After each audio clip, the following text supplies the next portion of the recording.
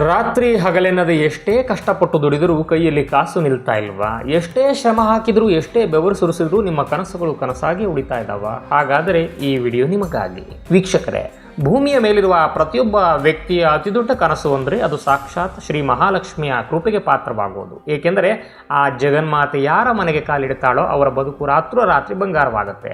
ನಾವು ಎಷ್ಟೇ ಬುದ್ಧಿವಂತರಾಗಿರಬಹುದು, ಎಷ್ಟೇ ಕಷ್ಟಪಡಬಹುದು, ಆದರೆ ಕೊನೆಯದಾಗಿ ಲಕ್ಷ್ಮೀದೇವಿ ನಮ್ಮ ಕೈ ಹಿಡಿದರೆ ಮಾತ್ರ ನಮ್ಮ ಶ್ರಮಕ್ಕೆ ತಕ್ಕ ಫಲ ಸಿಗೋದಕ್ಕೆ ಸಾಧ್ಯ.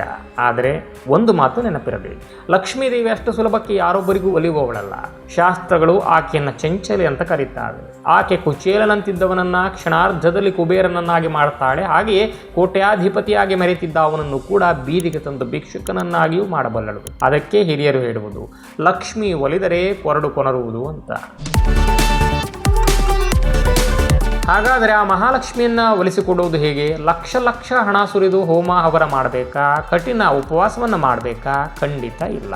ಲಕ್ಷ್ಮೀದೇವಿ ಆಡಂಬರದ ಪೂಜೆಗಿಂತ ಭಕ್ತಿ ತುಂಬಿದ ಶುದ್ಧ ಮನಸ್ಸಿನ ನಿತ್ಯ ಪೂಜೆಗೆ ಒಲಿತಾಳೆ. ಗರುಡ ಪುರಾಣ ಮತ್ತು ಹಿಂದೂ ಶಾಸ್ತ್ರಗಳಲ್ಲಿ ಲಕ್ಷ್ಮೀ ದೇವಿಯನ್ನು ನಮ್ಮ ಮನೆಗೆ ಶಾಶ್ವತವಾಗಿ ಆಹ್ವಾನ ಮಾಡೋದಕ್ಕೆ ಮೂರೇ ಅತಿ ಸರಳ ಸೂತ್ರಗಳನ್ನು ಹೇಳಲಾಗಿದೆ. ಈ 3 ಕೆಲಸಗಳನ್ನು ಪ್ರತಿನಿತ್ಯ ಶ್ರದ್ಧೆಯಿಂದ ಮಾಡ್ತಾ ಬಂದರೆ ಸಾಕು. ದಾರಿದ್ರ್ಯ ಅನ್ನೋದು ನಿಮ್ಮ ಮನೆಯ ಹತ್ತಿರವೂ ಸುಳಿಯೋದಿಲ್ಲ. ಲಕ್ಷ್ಮೀದೇವಿ ನಿಮ್ಮ ಮನೆಗೆ ಅತ್ಯಂತ ಸಂತಸದಿಂದ ಬರ್ತಾಳೆ. ಆ 3 ರಹಸ್ಯ ಕೆಲಸಗಳು ಯಾವುವು ಅಂತ ತಿಳ್ಕೋಬೇಕಾ? ಹಾಗಾದರೆ ಈ ವಿಡಿಯೋವನ್ನು ಕೊನೆಯವರೆಗೂ ಕೂಡ ತಪ್ಪದೆ ನೋಡಿ. ಅದಕ್ಕೂ ಮುನ್ನ ನೀವಿನ್ನು ನಮ್ಮ ಚಾನಲ್ಗೆ ಸಬ್ಸ್ಕ್ರೈಬ್ ಆಗಿಲ್ಲ ಅಂದರೆ ಕೂಡಲೇ ಸಬ್ಸ್ಕ್ರೈಬ್ ಆಗಿ ಮತ್ತು ಪಕ್ಕದಲ್ಲಿರೋ ಬೆಲ್ ಐಕಾನನ್ನು ಒತ್ತಿ. ವೀಕ್ಷಕರೇ, ಲಕ್ಷ್ಮೀ ದೇವಿಯನ್ನು ಒಲಿಸಿಕೊಳ್ಳುವುದಕ್ಕೆ ನಾವು ಮಾಡಬೇಕಾದ ಮೊದಲನೇ ಮತ್ತು ಅತ್ಯಂತ ಪ್ರಮುಖವಾದ ಕೆಲಸ ಅಂದರೆ ಕುಲದೇವರ ಪೂಜೆ. ನಮ್ಮ ಹಿರಿಯರು ಒಂದು ಅದ್ಭುತವಾದ ಮಾತು ಹೇಳ್ತಾರೆ, ಕೋಟಿ ದೇವರ ಪೂಜಿಸುವ ಮುನ್ನ ಒಮ್ಮೆ ನಿನ್ನ ಕುಲದೇವರ ಪೂಜಿಸು. ಈ ಮಾತು ಅಕ್ಷರಶಃ ಸತ್ಯ. ನಾವಿಂದು ತಿರುಪತಿಗೆ ಹೋಗಬಹುದು, ಧರ್ಮಸ್ಥಳಕ್ಕೆ ಹೋಗಬಹುದು, ಕಾಶಿಗೆ ಹೋಗಬಹುದು, ಆದರೆ ನಮ್ಮ ವಂಶವನ್ನು, ನಮ್ಮ ರಕ್ತವನ್ನು ಕಾಯುವ ಏಕೈಕ ಶಕ್ತಿ ಅಂದರೆ ಅದು ನಮ್ಮ ಕುಲದೇವರು. ಯಾರು ತಮ್ಮ ಕುಲದೇವರನ್ನು ಮರೆತು ಹೆಜ್ಜೆ ಇಡ್ತಾರೋ ಅವರ ಬದುಕಲ್ಲಿ ಎಂದಿಗೂ ಶ್ರೇಯಸ್ಸು ಸಿಗುವುದಿಲ್ಲ. ಒಮ್ಮೆ ನಿಮ್ಮ ಕುಲದೇವರು ಮುನಿಸಿಕೊಂಡರೆ ನೀವು ಪ್ರಪಂಚದ ಯಾವುದೇ ಮೂಲೆಯ ದೇವರಿಗೆ ಎಷ್ಟೇ ದೊಡ್ಡ ಪೂಜೆ, ಶಾಂತಿ, ಹೋಮಗಳನ್ನು ಮಾಡಿಸಿದ್ರೂ ಕೂಡ ಫಲ ಸಿಗೋದಿಲ್ಲ. ಹಿಂದೂ ಧರ್ಮದಲ್ಲಿ ಪ್ರತಿಯೊಂದು ಕುಟುಂಬಕ್ಕೂ ಕೂಡ ವಂಶಕ್ಕೂ ತಲೆತಲಾಂತರದಿಂದ ಬಂದಂತಹ ಒಬ್ಬ ಕುಲದೇವರು ಇರ್ತಾರೆ. ಗರುಡ ಪುರಾಣದಲ್ಲಿ ಸ್ಪಷ್ಟವಾಗಿ ಹೇಳಲಾಗಿದೆ, ಯಾರು ಪ್ರತಿನಿತ್ಯ ತಮ್ಮ ಕುಲದೇವರನ್ನು ಸ್ಮರಿಸಿ ಪೂಜಿಸ್ತಾರೋ ಆ ಮನೆಯಲ್ಲಿ ನಕಾರಾತ್ಮಕ ಶಕ್ತಿಗಳು ಕ್ಷಣಕಾಲವೂ ನಿಲ್ಲೋದಿಲ್ಲ ಅಂತ.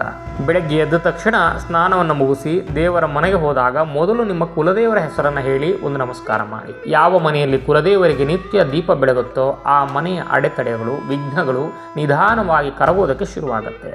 ಕೋಟಿ ದೇವರು ಕೈ ಬಿಟ್ಟರೂ ಕುಲದೇವರು ಕೈ ಬಿಡಲಾರ. ಕುಲದೇವರು ಎಲ್ಲಿ ನೆಲೆಸಿರ್ತಾರೋ ಅಲ್ಲಿ ಲಕ್ಷ್ಮೀ ದೇವಿ ತಾನಾಗಿ ಉಳಿದು ಬರ್ತಾಳೆ. ಇದು ಪ್ರಕೃತಿಯ ನಿಯಮ.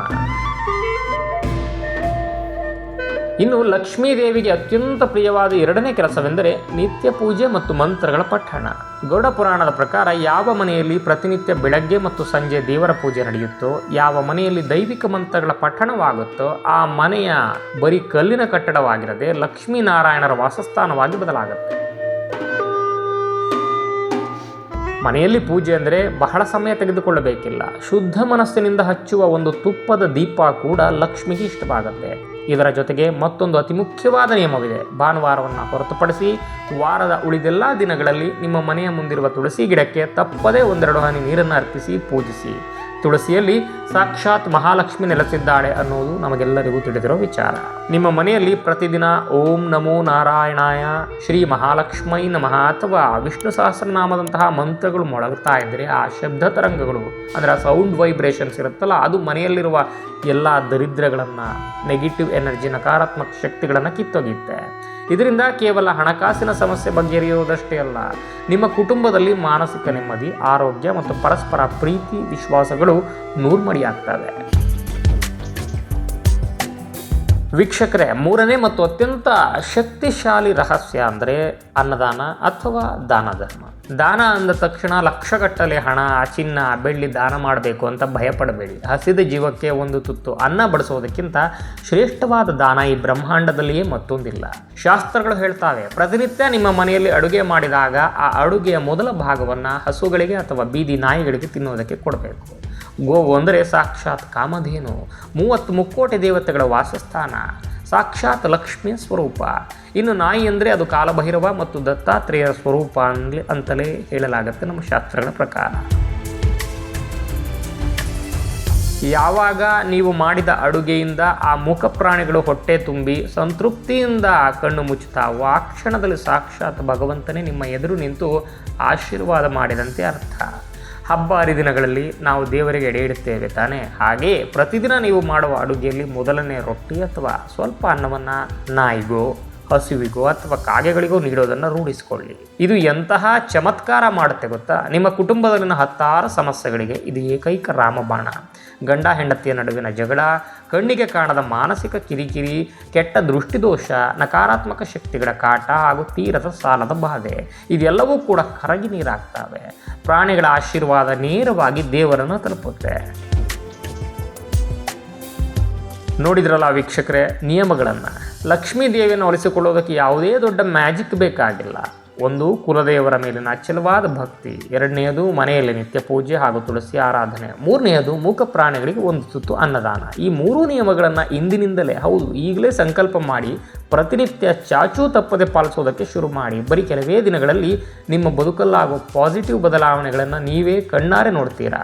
ಲಕ್ಷ್ಮೀ ದೇವಿ ನಿಮ್ಮ ಮನೆಯಲ್ಲಿ ಶಾಶ್ವತವಾಗಿ ನೆಲೆಸ್ತಾಳೆ. ವೀಕ್ಷಕರ, ಈ ಮಾಹಿತಿ ನಿಮಗೆ ಇಷ್ಟ ಆಗಿದ್ದರೆ ದಯವಿಟ್ಟು ಈ ವಿಡಿಯೋವನ್ನು ಲೈಕ್ ಮಾಡಿ, ನಿಮ್ಮ ಸ್ನೇಹಿತರು ಮತ್ತು ಕುಟುಂಬದವರ ವಾಟ್ಸಪ್ ಗ್ರೂಪ್ಗಳಿಗೆ ಶೇರ್ ಮಾಡಿ, ಅವರಿಗೂ ಈ ಒಳ್ಳೆಯ ವಿಚಾರವನ್ನು ತಿಳಿಸಿ. ನಿಮ್ಮ ಅನಿಸಿಕೆಗಳನ್ನು ಕಮೆಂಟ್ ಬಾಕ್ಸ್ನಲ್ಲಿ ಓಂ ನಮೋ ನಾರಾಯಣಾಯ ಅಂತ ಬರೆಯುವ ಮೂಲಕ ತಿಳಿಸಿ. ಮತ್ತಷ್ಟು ಇಂತಹ ಅದ್ಭುತ ಆಧ್ಯಾತ್ಮಿಕ ಹಾಗೂ ಉಪಯುಕ್ತ ಮಾಹಿತಿಗಳಿಗಾಗಿ ನಮ್ಮ ಚಾನಲ್ಗೆ ಸಬ್ಸ್ಕ್ರೈಬ್ ಆಗೋದನ್ನು ಮರಿಬೇಡಿ. ಧನ್ಯವಾದಗಳು. ಶುಭವಾಗಲಿ.